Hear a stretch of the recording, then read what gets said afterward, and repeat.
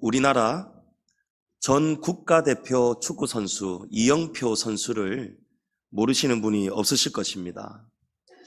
이영표 선수가 처음에는 아니었는데 지금은 아주 독실한 크리스천이 되었습니다. 제가 이영표 선수가 지금 굉장히 전도를 열심히 하거든요. 교회를 다니면서 간증 집회도 하고 주변에 이천수 선수에게도 그렇고 예수님을 믿으라고 복음을 전하고 있습니다. 이영표 선수가 하였던 간증을 제가 보았는데 그런 고백을 하더라고요. 자기가 원래는 세상에서 가장 이기적이고 자기가 싫어했던 종교가 바로 기독교였다고 합니다. 내가 만약에 나중에 그때는 무교였는데 만약에 종교를 가지게 된다면 나는 천주교나 불교나 다른 종교를 가지면 가지지 절대로 나는 교회는 가지 말아야 되겠다. 기독교는 절대 믿지 말아야 되겠다. 왜냐하면 기독교는 너무 이기적이라는 거예요. 다른 종교들은 보니까 서로가 서로를 인정을 하는데 요즘 방송 유튜브 이런 걸 보니까요 스님하고 천주교 신부님하고 그렇게 절친이에요. 초파일날 신부님이 절에 놀러도 가고요, 성탄절날 스님이 천주교에 놀러도 오시고요. 여러분, 이런 모습들이 얼마나 아름다워 보입니까? 여러분, 사람이 사람을 만나고 좋아하는 것, 이런 거는 얼마나 좋고 아름다운 일입니까? 그런데 진리라는 문제 앞에서는 여러분, 이것은 한치의 타협이나 양보가 있을 수가 없어요. 왜냐하면 기독교는 오만하기 때문에, 기독교는 너무 편협하기 때문에, 기독교는 다른 종교를 무시하기 때문에, 그래서 기독교는 다른 종교를 요만큼도 인정하지 않는다. 여러분, 그런 것이 아니라는 거예요. 왜 우리는 천주교, 불교, 유교, 무슬림 이런 세상에 수많은 종교들이 있는데 그 종교를 따르는 그것을 진리라고 인정하지 않는가? 석가의 도, 공자의 도 이런 것들 다 좋은 말씀들이잖아요. 현인들이잖아요. 맞습니다. 그것도 진리입니다. 맞습니다. 인정합니다. 불교의 윤회설, 좋은 말씀입니다. 이런 거를 왜 조금도 인정하지 않는가? 우리가 믿는 하나님은 범신론적인 여러 신들 중에 하나님이 아니고 우리가 믿는 하나님은 유일하신 한 분이신 유일신이기 때문입니다. 여러분, 우리가 조금만 생각을 해보면요, 상식적으로 여러분, 어떻게 신이 여러 명일 수가 있을까요?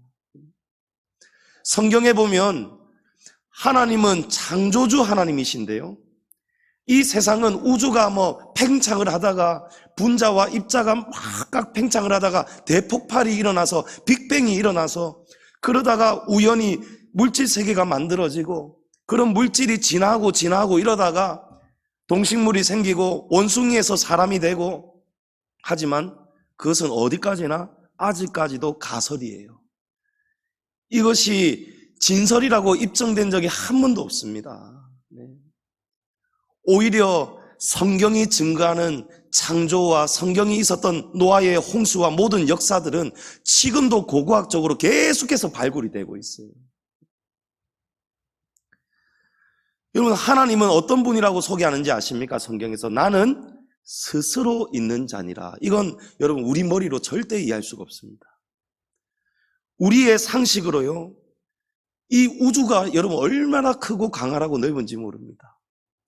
과학자들이 천체에 있는 별의 개수를 살릴 수가 없어서 이렇게 이야기를 합니다. 지구상에 존재하는 모든 해변에 있는 그 조그만한 모래알의 개수보다도 우주에 있는 별이 훨씬 더 많다는 거예요. 여러분, 그 큰 광활한 우주에서 속도를 가늠할 수가 없어서 광년이라고 하잖아요. 빛의 속도로 몇 년을 가야 되는 것만큼, 몇백 년을 가야 될 만큼 그 넓고 큰 우주를, 여러분, 그 우주가 어떻게 그냥 움직일 수가 있겠습니까? 사람의 오장육부 이 심박이 그냥 어떻게 자연적으로 이렇게 돌아갈 수가 있겠습니까? 우주를 알면 알수록, 인체의 신비를 알면 알수록 진화할 수가 없다는 거예요. 창조주 하나님이 계시다는 것입니다. 여러분, 창조주 하나님께서 우리 인간을 창조하시고 에덴 동산을 만드시고 마지막 6일째에 인간을 창조하셨어요.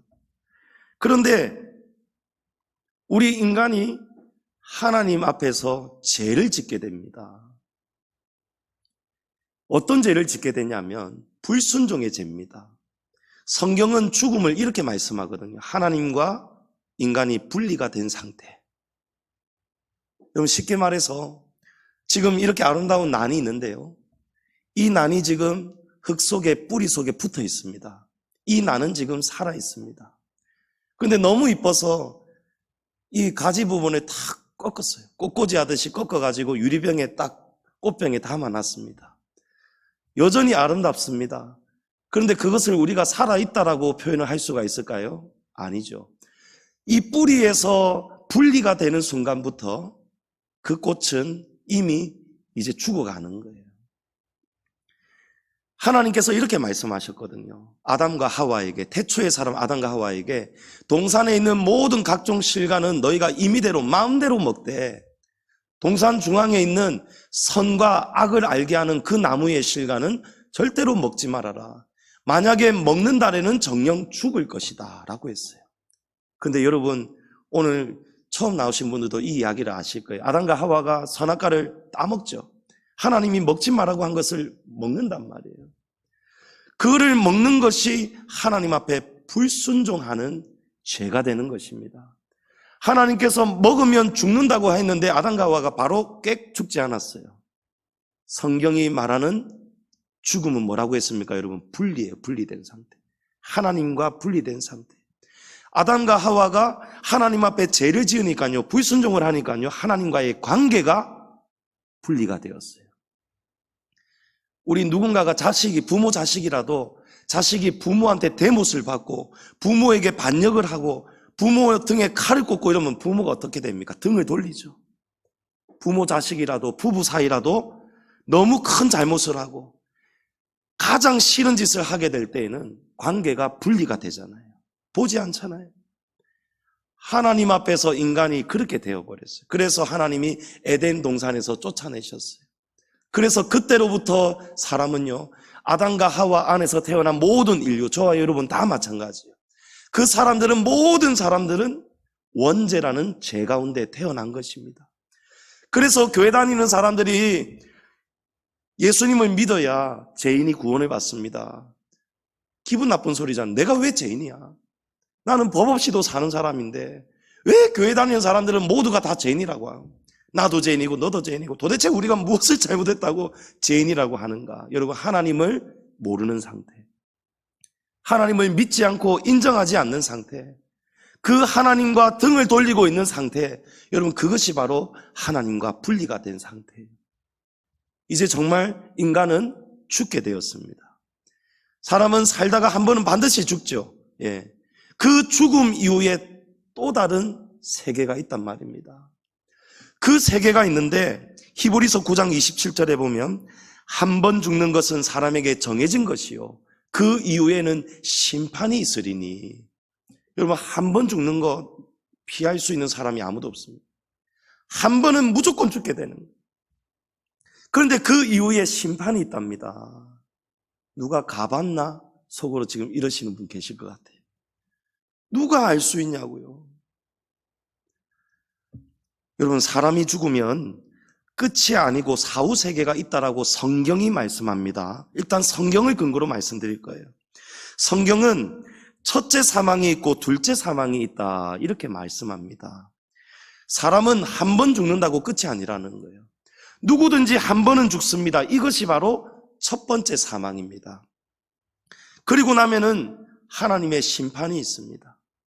이 심판은요, 통과할 수 있는 사람이 있고 통과할 수 없는 사람이 있어요.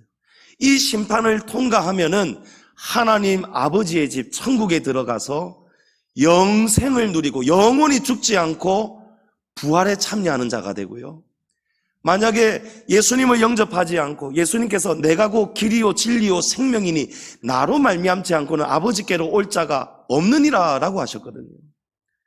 그러면 예수님이 왜 유일하신 길인가? 여러분, 예수님의 십자가 사건을 의미하는 거예요. 사람들은 예수님이 석가나 공자나 같이 위대한 성인 중에 한 사람 이렇게 봅니다. 사람이라고 봅니다. 그러나 우리가 아까 처음 고백하였던 신앙 고백에 보면은 그는 성령으로 잉태되어 동정녀 마리아에게서 나시고 라는 것을 우리가 고백합니다. 여러분, 죄인은 죄인을 용서할 수가 없습니다. 죄를 지은 사람이 죄 있는 사람을 용서해 줄 수가 없어요. 그런데 죄 없으면서 사람인 대표자가 있다면 우리 모든 인류의 죄값을 치를 자격이 있는 거예요. 그분이 바로 예수님이에요. 예수님은 요셉과 마리아 사이에 태어나신 분이 아니고 원래는 이 두 사람이 정혼자였는데 마리아가 성령으로 잉태가 될 것을 천사가 나타나서 일렀습니다. 그 남편 요셉은 의로운 사람이 되어서 이 결혼을 파혼을 해야 되는데 조용히 덮으려고 했어요. 만약에 결혼을 하지 않은 처녀가 결혼 전에 임신을 한 사실이 알려지면 그것도 요셉의 시가 아닌 다른 시를 잉태했다면 어떻게 됩니까, 여러분? 돌에 맞아 죽는 거예요, 그 당시로서는. 그래서 요셉은 마리아를 마음으로 용서하고 임신한 사실을 알고 몰래 이 결혼을 접으려고 했어요. 그때 요셉에게도 나타나서 천사가 요셉아, 마리아 데려오는 것을 두려워하지 말아라. 마리아는 성령으로 잉태된 것이다. 여러분, 하나님과 분리된 이 죄인을 용서하시려고 우리가 모든 인류가 한 번 죽고 나면 둘째 사망에 들어가게 되는 거예요. 이 둘째 사망이 바로 지옥 형벌입니다. 지옥은 100년, 200년 기한이 없습니다. 그냥 끝없이 지옥에 그냥 영혼 형벌 받는 거예요. 그것이 우리 인류의 하나님께 불순종한 거역한 죄의 결과였습니다. 그런데 하나님은요, 하나님과 분리된 죄인을 불쌍히 여기시고 사랑하셔서 용서하시려고 하나님의 아들을 이 땅에 보내신 거예요. 성령으로 잉태되게 하셔서 사람의 형상으로 태어나게 하셔서 사람으로서 33년간 공적 생애를 가지시다가 십자가에 못 박혀서 모든 인류의 죄를 대신 짊어지고 예수님이 모든 죄인을 대표해서 죄값을 다 지불하였다. 그렇게 성경이 증거하고 있습니다. 요한복음 3장 16절 말씀 우리 다 같이 한번 읽어볼까요? 하나님이 세상을 이처럼 사랑하사 독생자를 주셨으니 이는 그를 믿는 자마다 멸망하지 않고 영생을 얻게 하려 하심이라. 여러분, 영생을 얻는 방법이 무엇밖에 없습니까? 이는 그를 믿는 자마다. 그래서 사도행전 4장 12절에 보면 또 이런 말씀이 있습니다. 다른 이로서는 구원을 받을 수 없나니 천하 사람 중에 구원을 받을 수 있는 다른 이름을 우리에게 주신 일이 없음이라 하였더라. 여러분, 오직 예수밖에 없다는 거예요. 세상에 불교, 천주교, 유교, 이슬람 여러 종교들이 있지만 우리가 영생을 얻을 수 있는 유일한 길은 예수 그리스도밖에 없다는 것을 성경이 계속해서 말하고 있습니다. 기독교는 이기적이기 때문에, 오만하기 때문에 다른 종교를 인정하지 않는 것이 아니고 구원을 받는 유일한 길, 유일한 진리는 예수님을 영접하지 않고는 천국에 갈 수 없다는 것을 분명히 알고 믿기 때문에, 그래서 우리가 주변에 믿지 않는 사람들에게 예수 믿어야 천국 갑니다, 예수님을 믿어야 천국 갑니다, 이렇게 우리가 전하는 거예요. 여러분, 둘째 사망이 있다고 했죠. 이 둘째 사망, 영원한 지옥에서 우리가 구원을 받는 유일한 방법, 요한계시록 20장 6절에 있습니다. 이 첫째 부활에 참여하는 자들은 복이 있고 거룩하도다. 둘째 사망이 그들을 다스리는 건세가 없고 도리어 그들이 하나님과 그리스도의 제사장이 되어 천년 동안 그리스도와 더불어 왕노릇하리라. 여러분, 예수님을 믿는다는 것은요, 딱 두 가지입니다. 예수님이 십자가에 나의 죄를 용서하시려고 죽으셨다는 사실, 예수님이 나의 죄값을 다 용서해 주셨다는 사실. 그리고 한 가지는요, 예수님은 십자가에 죽으셨지만 3일 만에 부활하셨다. 그래서 예수님 첫째 부활에 참여하는 자들은 복이 있다. 부활에 참여한다는 것은요, 예수님의 죽으심과 부활을 믿는다는 것입니다. 여러분, 오늘 말씀해 보면 예수님의 부활 기사가 생생하게 기록되어 있습니다. 예수님이 안식일이 지난 다음 날 새벽에 부활하셨어요. 그때 어느 여인들은 예수님이 부활하셔서 이미 무덤 밖을 나가신 것을 모르고 예수님의 몸에 향품을 발라드리려고 가고 있었어요. 그런데 무덤 앞에 가니까 난리가 나 있어요. 무덤을 막고 있던 돌은 열려 있고 무덤을 지키던 경비병들은 전부 다 졸도 기절해 있습니다. 6절 말씀에 천사가 말하기를 그가 여기 계시지 않고 그가 말씀하시던 대로 살아나셨느니라. 그가 누우셨던 곳을 보니까 정말 예수님 시체 누워있던 곳에 아무것도 없어요. 빈 무덤이었습니다. 예수님이 인자가 십자가에 죽임을 당하고 사흘 만에 살아나리라, 이 말씀을 여러 번 하셨습니다. 예수님을 십자가에 못 박는데 앞장섰던 무리는요, 대제사장들, 서기관, 바리새인들이었어요. 이 사람들은 예수님을 어떻게든 죽이려고 작당을 모의하다가 결국에는 예수님을 십자가에 못 박도록 이렇게 그들의 계획이 성공을 한 것이죠. 근데 예수님이 살아계실 때에 나는 십자가에 죽지만 3일 만에 살아날 것이다, 이 말을 여러 번 하셨거든요. 그러니까 대제사장들이 예수님을 무덤에 넣기 전에 고민이 되는 거예요. 정말 예수가 부활하면 어떡하지? 아니면 예수는 죽었지만 예수의 제자들이 예수의 시체를 빼돌려서 아무도 모르는 곳에 감추었다가 마치 예수님이 정말 예수가 부활한 것처럼 그렇게 거짓 소문을 퍼뜨리면서 또 예수를 믿으라고 선동을 하면 어떡하지? 이런 고민들이 있었어요. 그래서 예수님의 제자들이 시체를 절대로 훔쳐갈 수가 없도록 이 무덤을 큰 돌로 막고 임봉하고, 임봉이 무엇입니까? 다시는 열지 못하도록, 아무나 함부로 열지 못하도록 장치를 하고, 그리고 경비병들을 한두 명도 아닌 여러 명을 경비병으로 세웠다는 거예요. 그런데 예수님이 말씀하신 3일째 되는 날이 되니까요, 그 새벽 아침에 예수님은 정말 부활하시는 역사가 일어났던 거예요. 2절에 보면요, 큰 지진이 일어났다고 합니다. 큰 지진이 나며 주의 천사가 하늘로부터 내려와 돌을 굴려내고, 여러분, 중동 지역, 그 지역의 옛날의 돌무덤, 또 우리나라로 치면 고인돌과 같은 그런 장례 문화가 있었어요. 사람을 산자락 밑에다가 굴을 파가지고 그 안에 시신을 안치하고 나서는 아주 그 입구를 막을 수 있는 큰 돌을 구해가지고 그 무덤을 막았습니다. 그것이 이스라엘의 장례 풍습입니다. 이거는 한두 사람이 옮긴다고 세네 사람이 달라붙는다고 해결되는 문제가 아니에요. 아주 여러 명이 지렛대처럼 막 돌을 이렇게 굴려야 되겠죠. 그런데 큰 지진이 나면서 능력의 천사가 내려오니까 돌을 굴려냈다는 거예요. 천사들의 형상이 번개 같고 그것은 눈같이 희고, 처음 보는 무서운 놀라운 기이한 현상들을 보니까 경비병들이 전부 다 기절을 했다는 거예요. 여인들이 무덤에 도착했을 때 이런 일이 일어난 거예요. 그리고 천사들이 이 여인들을 기다리고 있다가 너희는 빨리 가서 예수님의 제자들에게 예수님이 살아나신, 부활하신 이야기를 빨리 알려주어라 라고 했어요. 8절에 그 여자들이 무서움과 큰 기쁨으로 빨리 무덤을 떠나서 제자들에게도 달려갔습니다. 그런데 이 여인들은 이 부활의 소식을 알리려고 달려갔는데 11절에 보니까요, 또 한 무리가 달려가고 있어요. 여자들이 갈 때 경비병 중 몇이 성에 들어가 모든 된 일을 대제사장들에게 알렸다. 한쪽은 여인들은 부활의 기쁨을 알리려고 복음을 전하려고 달려가고요, 한쪽은요 이 일을 어떻게 하면 덮을 수 있을까? 그 작당을 모의하기 위해서 달려간 거예요.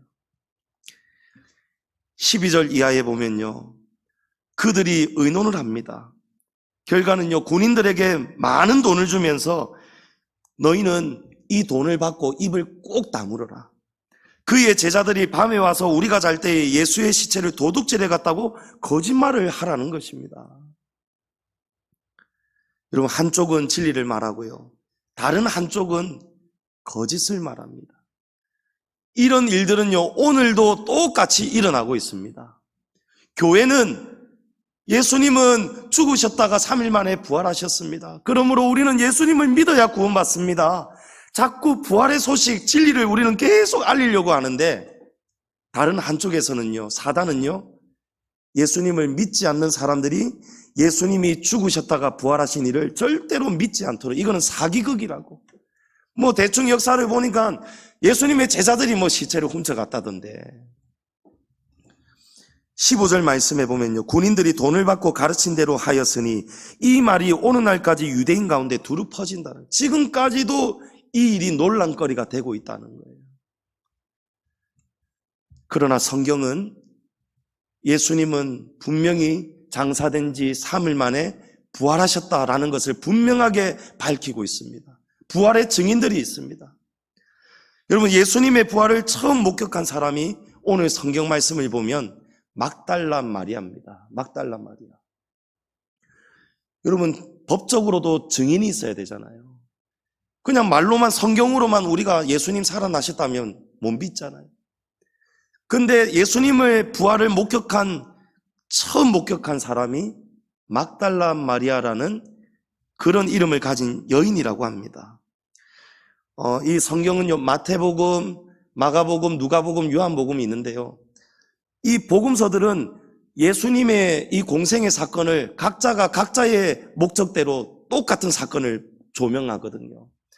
그래서 오늘 우리는 마태복음에서 마태가 증거하는 예수님의 이 부활 증거 기사를 보고 있습니다만은, 다른 성경 마가복음에 보면요, 마가복음 16장 9절에 보면 이 막달라 마리아에 대해서 조금 더 자세하게 증거하고 있습니다.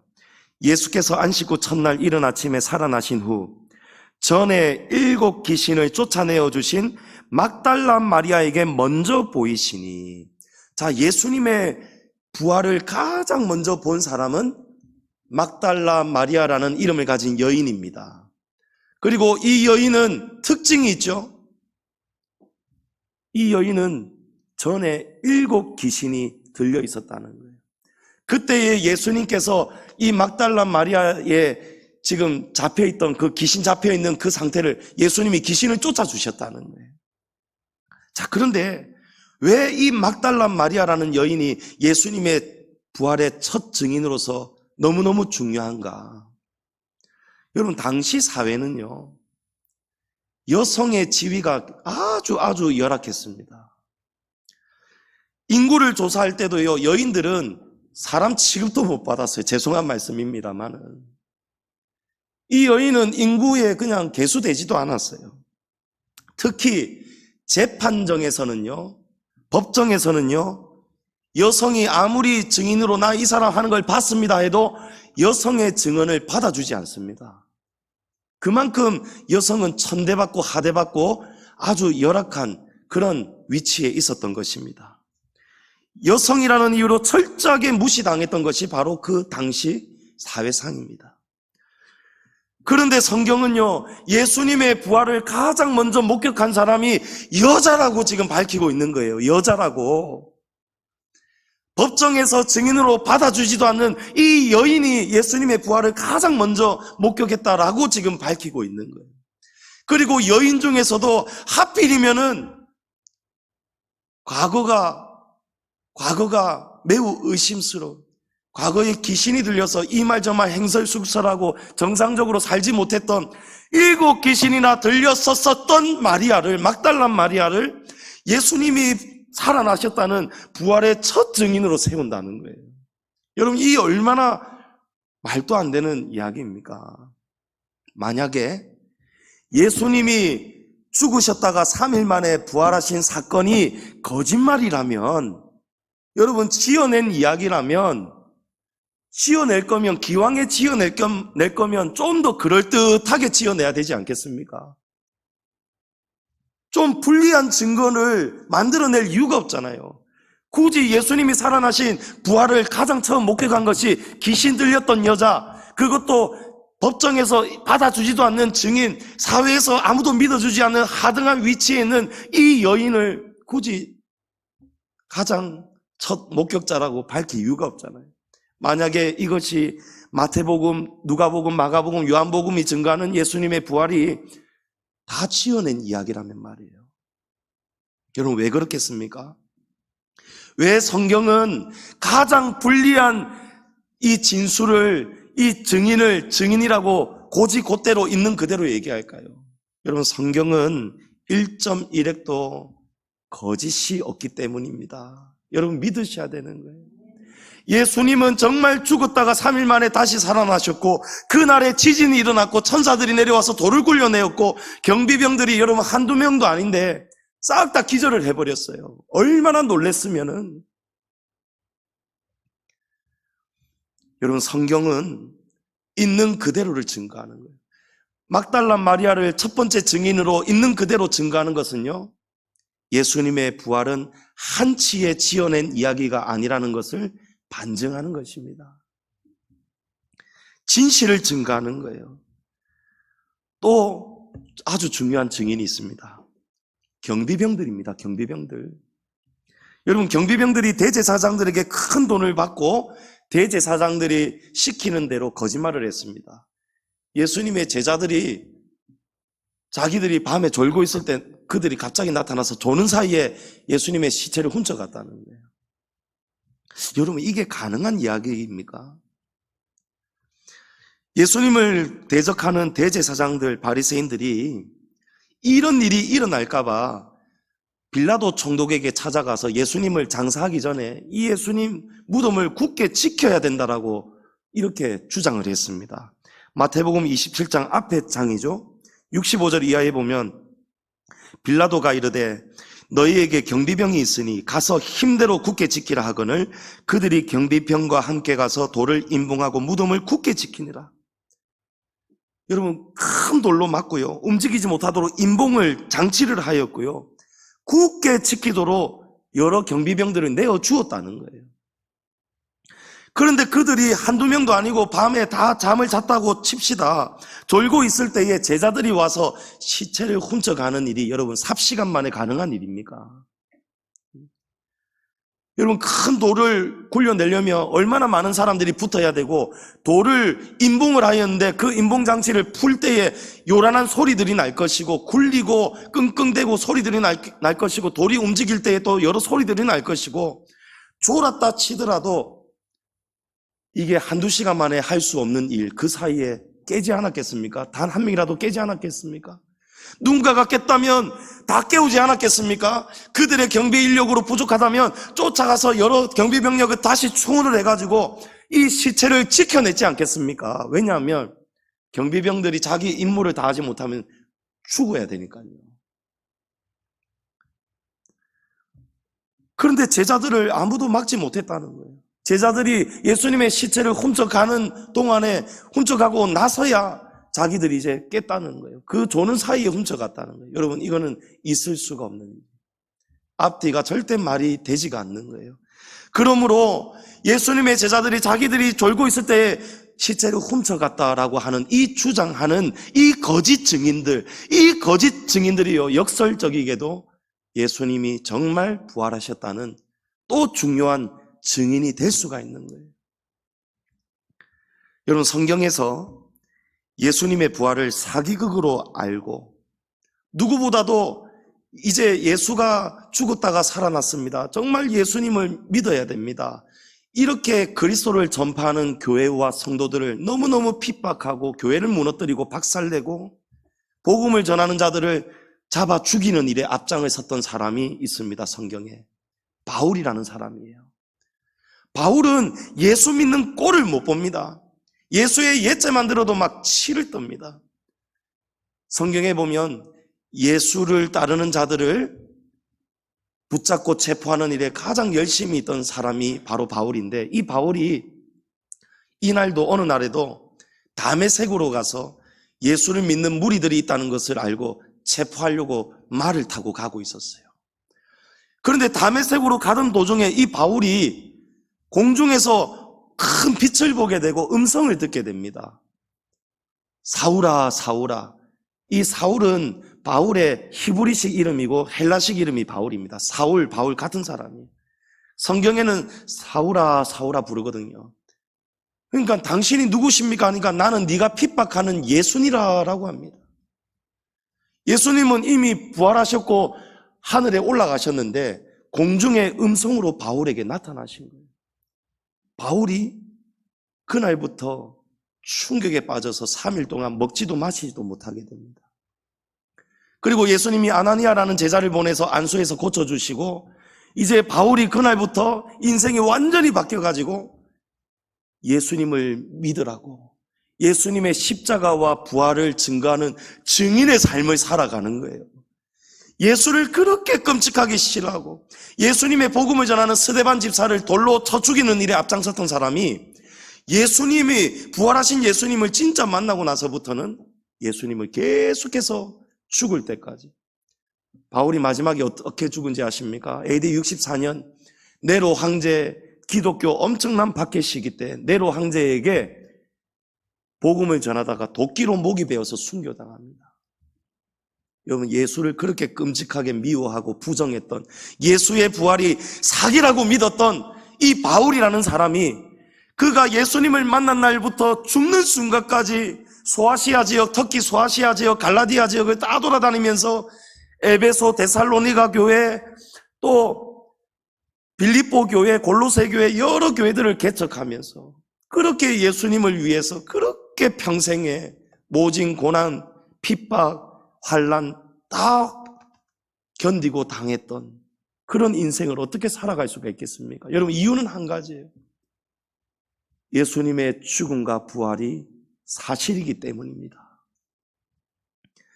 이 바울이 고린도전서에서 그가 쓴 성경에서 이렇게 고백을 합니다.